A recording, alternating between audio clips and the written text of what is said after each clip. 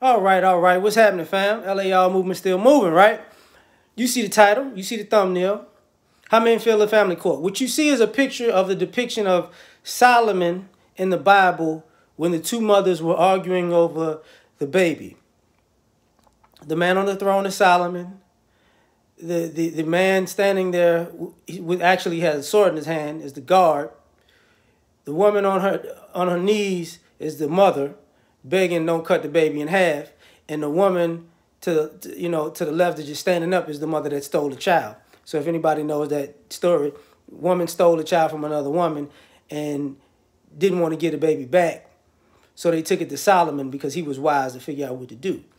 This is how men feel in family court, because Solomon wound up giving the baby to the woman who was on her knees crying, because Solomon said, forget it, let's cut the baby in half, and you can have one half and they have the other half. This is why the guard is holding the baby with the sword. And the woman that cries is like, no, don't kill the baby. Just take the baby. Get a baby to her. Get a baby to her. And Solomon comes to say, you know what? That's the mother, because only a mother, only the real mother of that child or the real parent of that child will give the baby up to a complete stranger to make sure it doesn't die. That's actual love. This is how men feel in family court, because by all accounts, statistically, we already know how kids don't turn out well with mothers, but it's like, but the state ain't necessarily Solomon. The state is God, not God, but the guard. The state just willing to cut the baby in half.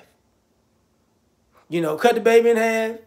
You're going to give me this money, I'm going to cut the baby in half.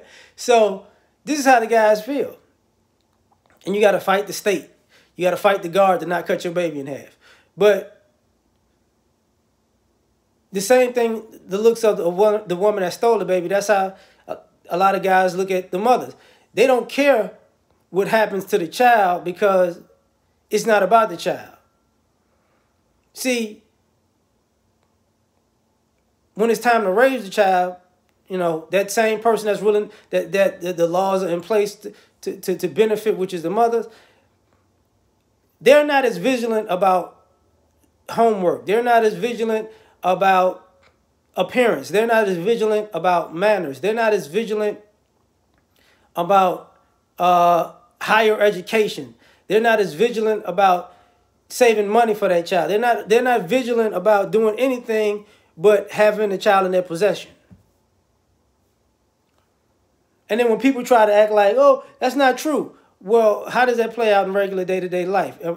Is it a lie? Because you can't say these kids out here acting up. You can't say these adults out here, lacking decorum and manners, and then all of it, and say because a father wasn't in the home. That means because that's tied to a mother being the first teacher, right? So a father wasn't in the home and a mama was in the home, so you got a messed up adult. So it's the dad's fault that he wasn't there.